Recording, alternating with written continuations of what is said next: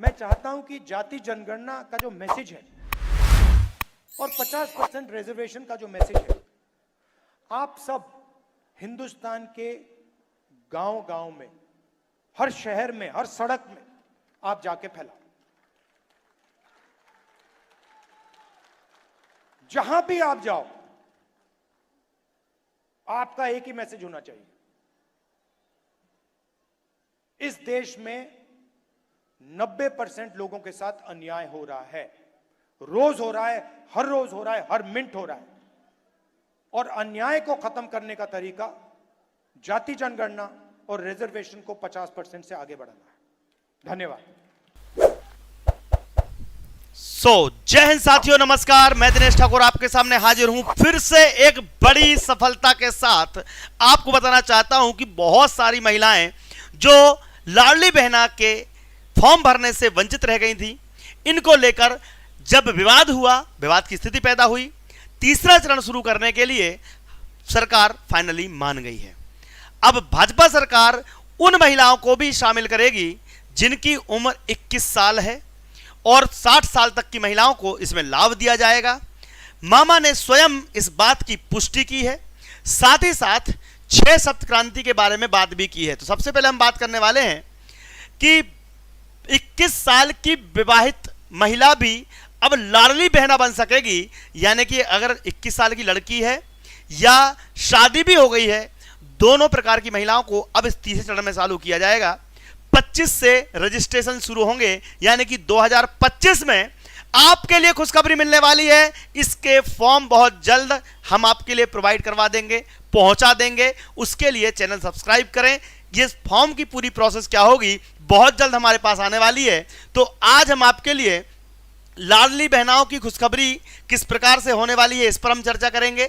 साथ में युवाओं से वादे की खिलाफी हो रही है, उस पर भी बात करेंगे। यानी कि युवाओं को नौकरी नहीं मिल रही है, दिसंबर से भर्ती शुरू करने की तैयारी। अब देखो, हर काम दिसंबर से शुरू क्यों कर रहा है भाई? ये बताओ, सरकार बने हुए 1 साल से ज्यादा हो गया, दिसंबर से भर्ती शुरू करने की तैयारी भी हो रही है। यानी कि लाडली बहनाओं के लिए राशि बढ़ाने की तैयारी भी कर लो मामा। लेकिन देखिए, राशि बढ़े चाहे ना बढ़े, राशि चलो 1-2 महीने बढ़ी जाएगी, लेकिन कम से कम उन महिलाओं के लिए जिनके लिए हम आवाज उठा रहे हैं, हम कह रहे हैं कि जो महिलाएं छूट गई हैं उनके लिए तीसरा चरण शुरू करके उनको ऐड किया जाए। लाडली बहना योजना का तीसरा चरण शुरू होगा, ये तो मुख्यमंत्री भी कह चुके हैं, इस पर भी हम बात करेंगे। नरेंद्र मोदी ने हिंदुस्तान का संविधान नहीं पढ़ा, मतलब इन नहीं पढ़ा है, और इनके दादा परदादाओं ने तो ऐसा पढ़ा है कि आज भी हमको परेशान होना पड़ रहा है। क्योंकि अगर इनकी दादी, इनके परदादा ढंग से दिमाग लगाते तो आज संविधान की ऐसी हालत ना होती। हाँ राहुल बाबा, तुमने संविधान पढ़ा है, लेकिन उतना ही पढ़ा है जितने तुम्हारा काम का है, लेकिन देश के काम का तुमने नहीं पढ़ा। आज मैं इनकी वीडियो भी सुनाऊंगा। लाडली लक्ष्मी और लाडली बहना योजना को महिला सशक्तिकरण की भूमिका निभाई, बीजेपी ने ऐसा कहा। जेपी नड्डा ने लाडली लक्ष्मी, लाडली बहना योजना की तारीफ करते हुए आज लाडली बहना के 3 बड़े मुद्दे हैं। वीडियो को पूरा देखना, स्किप मत करना। आचार्य धीरेन्द्र शास्त्री के ऊपर कल मोबाइल का एक प्रहार हुआ। उस मोबाइल को प्रहार को लेकर कई सारे न्यूज मीडिया ने उल्टी सीधी बातें कही, लेकिन स्वयं धीरेन्द्र शास्त्री ने एक बड़ी बात कही है, इस पर हम चर्चा करेंगे। साथ ही साथ रीवा में डिप्टी सीएम ने कर्मचारियों को तेवर दिखाए, उस पर हम बात करेंगे। साथ में पटवारी साहब खुलेआम ले रहे थे हजारों की रिश्वत, फिर पीछे से साहब ने दबोच लिया। यानी कि पटवारियों के ऊपर, ये पटवारी बोलते जरूर हैं कि हम रिश्वत नहीं लेते, हमको पैसे नहीं लगते, लेकिन कोई भी पटवारी देख लो, ये तो मैं ये जनता ही बता रही है। अब पटवारी के खिलाफ कुछ बोल दूं तो फिर फोन आने लगते हैं कि सर आप ऐसा बोलते हो। यार ये बताओ, ये बेचारे कहाँ जाएंगे, ये लोग आम इंसान कहाँ जाएंगे? अच्छा आप बताओ कमेंट बॉक्स में, मैं नहीं बोलता हूं, आप मुझे एक पटवारी बता दो जिसने आपसे रिश्वत ना ली हो। कमेंट बॉक्स में लिखना कि रिश्वत ली है या नहीं ली है, इस पर आपको बताना है। नरेंद्र मोदी और बीजेपी जाति के जनगणना से डर गए, मतलब ये अभी भी जाति जाति में बांटने का काम कांग्रेस सरकार कर रही है। जबकि धीरेन्द्र शास्त्री क्या बोल रहे हैं कि जात पात की करो विदाई, हिंदू हिंदू भाई भाई। ये आपको रोज नारा लगाना भी पड़ेगा, क्योंकि ऐसे मंसूबे। और हाँ, अगर आप पढ़ाई कर रहे हैं तो हमारी शिक्षा संस्थान महिला सुपरवाइजर वर्ग 2, वर्ग 3 पात्रता परीक्षा जवाहर नवोदय विद्यालय, इन सब की तैयारियां करवा रही है। आप लोग हमारे एप्लीकेशन को डाउनलोड कर लीजिए, प्ले स्टोर पर जाइए, दीप्ति सिंह एकेडमी डाउनलोड कर लीजिए। यहाँ पर आपको फ्री कंटेंट भी मिलता है, बहुत सारी चीज़ें मिलती हैं और बहुत सारे वीडियोज़ मिलते हैं। ये हमारी पूरी टीम है जो आपको पढ़ाती है। तो चलिए शुरुआत करते हैं एक बड़ी खबर से। सबसे पहले हम बात करेंगे लाडली बहनाओं को लेकर। लाडली बहनाओं को लेकर मुख्यमंत्री शिवराज सिंह चौहान ने वादा किया था, अब ये कृषि मंत्री बन गए हैं। कृषि मंत्री का मतलब है कि आपकी केंद्रीय मंत्री बन गए हैं। केंद्रीय मंत्री के तौर पर इनका जिम्मेदारी है कि गांव और शहरों के जितने भी आम इंसान हैं, जो किसान हैं या जो महिलाएं हैं, उनके लिए सुविधाएं प्रदान करना। तो कृषि मंत्री जी का बयान क्या है कि भैया लाडली लक्ष्मी योजना, बेटी पढ़ाओ योजना, सबकी हम बात कर रहे हैं। शिवराज जी ने बताई कि बीजेपी सरकार सप्त क्रांति लेकर आएगी। लाडली लक्ष्मी योजना, बेटी पढ़ाओ बेटी बचाओ के लिए योजना। आज 40 लाख लाडली लक्ष्मी। चुनाव में महिला आरक्षण 50%। कन्यादान योजना में बेटी को बोझ न समझते हुए दहेज देना। संपत्ति के अधिकार, महिलाओं के नाम संपत्ति खरीदने पर स्टाम्प शुल्क में छूट। पुलिस व शिक्षक नौकरी में विशेष आरक्षण 50%, 30% आरक्षण दिया जा रहा है। लाडली बहना योजनाओं महिलाओं को आर्थिक रूप से सशक्त बनाने के लिए 1,000 रुपये, अब तो 12,500 रुपये, 1,200 रुपये हो गए। तो ये सारी चीज़ें आपको दी जा रही हैं। लेकिन कुछ भी हो जाए, आज भी बेरोजगार परेशान हैं। अब आप देख सकते हो इतने सारे पंजीकृत बेरोजगार हैं। दिसंबर से भर्ती शुरू होने की तैयारी कही जा रही है, बेरोजगारी कम करने की बात कही जा रही है। अब देखते हैं ये बेरोजगारी कम कर पाएंगे कि नहीं कर पाएंगे। आप देख सकते हो कि बहुत सारे विभागों में लाखों पद, 25 लाख, 10,000, 6 लाख, 14 लाख, 75 लाख से ज़्यादा बेरोजगार इसमें हैं और लाखों भर्तियां पड़ी हुई हैं। इन भर्तियों के लिए बेरोजगार के आंकड़े जो बढ़ रहे हैं, तो शिवराज, फिर कमलनाथ, अब मोहन सरकार ने भी लाखों पद का वादा तो कर दिया लेकिन दे नहीं पा रहे हैं। तो मैं कहना चाहूँगा, जिस प्रकार से आप लाडली बहनाओं का सपोर्ट कर रहे हैं, उसी प्रकार से आप बेरोजगारों का भी सपोर्ट कीजिए। लाडली बहनाओं का तीसरा चरण शुरू होगा। इस पर कुछ दिनों पहले मुख्यमंत्री ने भी मोहर लगा दी थी। सुनते हैं मुख्यमंत्री का बड़ा बयान। बहन बेटी बहुत सारी बेटी है, आप चिंता मत करना। हमारी सरकार ने जितनी योजना चालू करी, एक भी योजना बंद नहीं करेंगे। लाडली लक्ष्मी का भी पैसा आपको लगातार मिलता रहेगा, कोई योजना बंद नहीं होगी। जिसके पास में पैसा आ रहा है बराबर आता रहेगा। और भूले बैठ के कोई बच गया, चुनाव के बाद उसका नाम भी जोड़ लेंगे, उसको भी दिलवाएंगे। हमारी सरकार में इस बात में कोई कंजूसी नहीं। हमारी सरकार गरीबों की सरकार, सबको लेके चलने। तो आप देख सकते हैं कि लाडली बहना योजना को तीसरे चरण शुरू करने के लिए लगातार सब लोग यस यस हाँ हाँ कर रहे हैं। लेकिन मैं चाहता हूं, अच्छा इसका रजिस्ट्रेशन फॉर्म कैसे भरना है, कौन कौन एलिजिबल है, इसका वीडियो कल शाम को 6 बजे दीप्ति सिंह एकेडमी यानी कि हमारे चैनल पर उपलब्ध हो जाएगा। तो चैनल सब्सक्राइब कर लीजिए और हाँ, वीडियो को शेयर कर दीजिए ताकि वो बेचारी महिलाएं भी इसका लाभ ले पाएं जिनको पता ही नहीं है कि तीसरा चरण शुरू होने वाला है। आप सबको मदद करनी पड़ेगी, वीडियो को शेयर करके लोगों तक पहुंचाना पड़ेगा। अब बात करते हैं एक ऐसे इंसान की जो संविधान के नाम पर लोगों से मजाक कर रहा है। ध्यान से देखिए इस आदमी को। ये व्यक्ति संविधान की बात करता है, जाति की बात करता है। जिसको खुद की जाति नहीं पता, वो दूसरों की जाति पता करने की बात करता है। ये केवल और केवल हिंदुओं को आपस में बांटने की बात कर रहा है, क्योंकि जाति पाति की करो विदाई, हिंदू हिंदू भाई भाई, इस नारे को अब लोग पहचान गए हैं। इसीलिए महाराष्ट्र में ऐसी हालत हो गई, मध्य प्रदेश में एक भी सीट नहीं मिली, उत्तर प्रदेश में हालत खराब है, झारखंड में भी कुछ नहीं मिल रहा, पंजाब से हार गए, अब हरियाणा से हार गए, अब राजस्थान से हार गए। तो बेचारा करे तो करे क्या। अब यही कर सकते हैं कि थोड़ा लड़वा लो, क्योंकि अंग्रेज ने भी तभी शासन कर पाया था। सुनते हैं, ये बोलते हैं कि मोदी ने संविधान नहीं पढ़ा। अरे वही व्यक्ति है जिसने संगोल संविधान संसद में रखवाया। देखते हैं राहुल गांधी ने मोदी के बारे में क्या कहा। नरेंद्र मोदी जी और बीजेपी की सरकार ने आज पार्लियामेंट हाउस में संविधान दिवस पर फंक्शन कराया।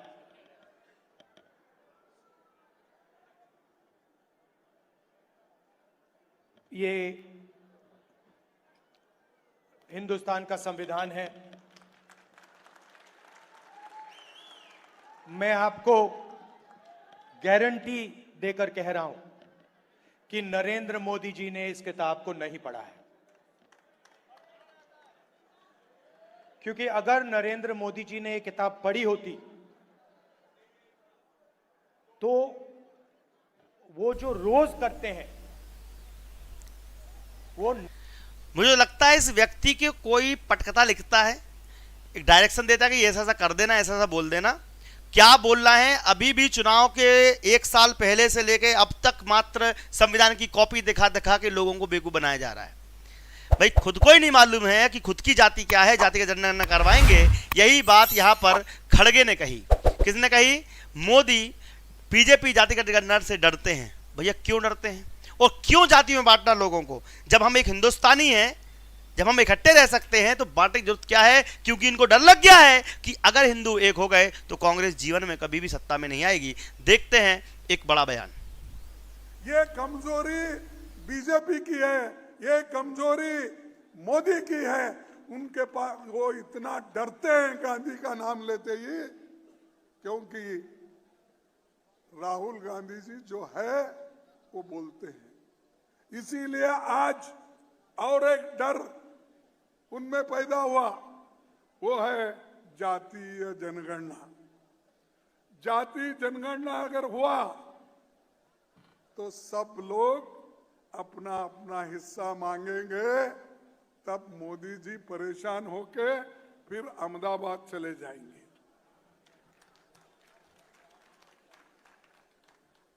तो भाइयों, संविधान इतनी मजबूत बनी, इसको कोई फिलहाल छेड़छाड़ नहीं कर सकता।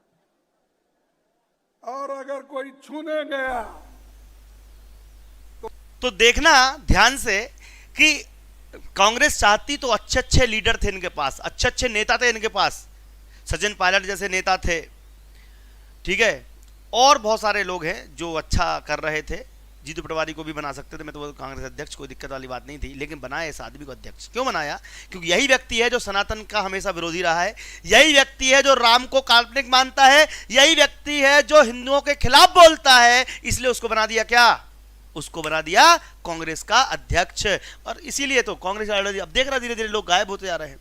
लेकिन मोहन यादव ने कहा था कि कोई पटवारी का रिश्वत लेते हुए पकड़ा गया तो उसकी खैर नहीं। अब देखिए एमपी के पटवारी साहब खुलेआम हजारों की रिश्वत ले रहे थे, पीछे से साहब ने दबोच लिया। देखते हैं ये मजेदार वीडियो। क्या आपके यहां पर भी पटवारी रिश्वत लेता है? कमेंट बॉक्स में लिखिए, मैं बोलूंगा तो दंगा हो जाएगा। पटवारी को कैसे पकड़वाया, थोड़ा सा बताओ। ये पटवारी पैसे मांग रहा था 90,000 रुपये नामांतरण के लिए। तो किस गांव में जमीन ली थी तुमने? खरीचा में। तो उसके नामांतरण के लिए हाँ। कितने रुपए मांग रहा था? पहले तो मांगे 90,000 रुपये, फिर मांगे 40, फिर 30, फिर अब 25,000। 25,000। तो फिर आपने पकड़वा दिया। हाँ, मेरे को तो यहां पर पटवारी साहब खुलेआम रिश्वत ले रहे थे, साहब ने दबोच लिया। रीवा में डिप्टी सीएम ने कर्मचारियों को जब तेवर दिखाए तो फिर कर्मचारी भड़क गए और कर्मचारियों ने मोर्चा खोल दिया। देखिए, आप जनता के सेवक, पब्लिक जो भी हो, कम से कम कर्मचारियों के साथ तो सभ्यता से पेश आओ। डिप्टी सीएम का काफी दिनों पहले वीडियो वायरल भी हुआ था। अब देखते हैं कर्मचारियों ने क्या कहा, भड़के हुए कर्मचारी किस प्रकार से नाराज हो रहे हैं। बात सुनेंगे। वहाँ सबके मुखिया है और ऐसी कोई निराशा वाली बात नहीं है। हमेशा से सहयोग प्राप्त हुआ तो ऐसा प्राप्त हुआ, ऐसा नहीं किया जाएगा तो लोग काम करें। लोग कर्मठता से काम करेंगे और ईमानदारी से आपके नेतृत्व में काम करते आए हैं। ये क्या न, पहले हमारी 13 सूत्री मांगे थी जो हम संस्था और कंपनी के समक्ष रखे थे, पर जो जिन पर कोई कार्रवाई नहीं हुई और हमारे 5 साथियों को मांगों के और दिवाली के पहले 28 तारीख को जो मध्य शासन द्वारा सबके पैसा प्राप्ति का आदेश आया तो पैसा की प्राप्ति नहीं हुई, उस पर हम लोगों ने ज्ञापन सौंपा था। तो उसी 1 तारीख को जो पैसा नहीं आया तो हम लोगों ने ज्ञापन सौंपा, तो इस कारण हम लोगों को 5 लोग को निलंबित कर दिया गया, काम से स्थानांतरित कर दिया गया। तो हम लोगों ने धरना विदा करके संस्था और कंपनी से बात बनी की, पर बात बनी नहीं। तो उसके उपरांत हम लोगों ने एक प्रदर्शन के माध्यम से 2-3 दिन पहले से बैठ गए और मांग कर रहे थे, पर वहाँ पे बात नहीं बनी। और तो आप देख सकते हैं किस प्रकार से कर्मचारी परेशान हो रहा है, किस प्रकार से लोग परेशान हो रहे हैं, लेकिन आचार्य धीरेन्द्र शास्त्री अपने कर्म से नहीं डिग रहे हैं। इन्होंने कसम खाई है कि जब तक हिंदू राष्ट्र नहीं बन जाता, हिंदू एकता नहीं हो जाती, तब तक। तो भैया रोज शाम को 6 बजे हम आपके लिए इसी प्रकार की न्यूज़ लेकर आएंगे, जिसमें आपके हित की बात होगी। आपके लिए जो भी चीज़ें हम कर सकते हैं वो करवाएंगे, आपको जो भी सपोर्ट चाहिए वो करवाएंगे। साथ में हमारे कुछ बच्चों ने कुछ वीडियो बनाए हैं, वो भी मैं आपको दिखाऊंगा। लेकिन धीरेन्द्र शास्त्री ने एक बात को स्वीकार लिया है कि उनके ऊपर हमला नहीं हुआ था, मोबाइल हमने वापस कर दिया, जिसका था गलती से आ गया था। देखिएगा आचार्य धीरेन्द्र शास्त्री पर हमले की झूठी खबर, वो स्वयं बता रहे हैं कि ऐसा कुछ भी नहीं हुआ। किसी श्रद्धालु भक्त का मोबाइल आ गया था जो यहाँ थोड़ा लगा था, वो अब वापस भी कर दिया गया है और किसी भी प्रकार से ऐसा अभी तक नहीं हुआ और किसी भी प्रकार की साजिशें न चल रही है। दोनों प्रदेश की शासन प्रशासन सख्त है, हम साधुवाद दे रहे हैं और लाखों लोग शांति के साथ, क्योंकि ये आध्यात्मिक यात्रा है, कोई राजनीतिक या किसी के खिलाफ की यात्रा नहीं है, जन जागृति की यह पद यात्रा है। सब लोग शांति से हैं, तो छोटी सी बात को बहुत बड़ा ना बनाया जावे, ताकि किसी के मन में जो धाम से जुड़े हुए लोग हैं उनको सोचना गलत प्राप्त ना होवे। यही हम प्रार्थना अभी इस वीडियो के माध्यम से करना चाह रहे हैं। सब ठीक है, बढ़िया चल रहा, सिर पर सीताराम, फिकर फिर क्या करना। हम तो हर हाल में जैसे भी होगा मंदिर को पाकर रहेंगे। इस देश की सबसे बड़ी दीवार। तो यहां पर झूठी खबर को लेकर उन्होंने खुद बयान दिया है कि हिंदू लोग अब इकट्ठे हो रहे हैं, उनसे जलने वाले जरूर डरा रहे हैं, धमका रहे हैं, लेकिन वो डरने वाले नहीं हैं, वो आगे बढ़ते जाएंगे। लाडली लक्ष्मी और लाडली बहना योजना ने महिला सशक्तिकरण में महत्वपूर्ण भूमिका निभाई है। जेपी नड्डा ने आज बड़ा बयान दिया, आज संविधान दिवस भी है। आज संविधान के ऊपर बात करते हुए उन्होंने कहा कि अगर देश की महिलाएं पावरफुल होंगी, अगर देश की महिला के पास पैसा होगा, तो फिर जब घर समृद्ध होगा तो देश समृद्ध होगा। यही कुछ भावनाएं जेपी नड्डा ने बयान की। आपको क्या लगता है लाडली बहना योजना, लाडली लक्ष्मी योजना से आपको या देश को कितना लाभ हो रहा है? कमेंट बॉक्स में लिखिएगा। देखते हैं ये वीडियो। लाडली लक्ष्मी योजना, इसने बच्चियों का जो विकास किया वो तो किया ही किया, लेकिन लाडली लक्ष्मी बहना योजना ने आज उसमें भी बहुत बड़ा अंतर लाने का काम किया है और empowerment of women and empowerment of girl child, इसके बारे में विशेष करके ध्यान दिया गया है। आज मैं फख्र के साथ कह सकता हूं कि आपका सेक्स रेशियो 956 पर 1000 है। ये हमारा सेक्स रेशियो बना है और हम एक अच्छी छलांग लगा करके हमने इसको हासिल किया है। मुख्यमंत्री किसान कल्याण योजना, इसको प्रधानमंत्री किसान सम्मान निधि के साथ जोड़ करके किसानों को for the first time 12,000 rupees उनके सालाना उनको। अच्छा, जेपी नड्डा तो अभी बीजेपी के अध्यक्ष हैं, बहुत जल्दी देवेंद्र फडणवीस बनने वाले हैं।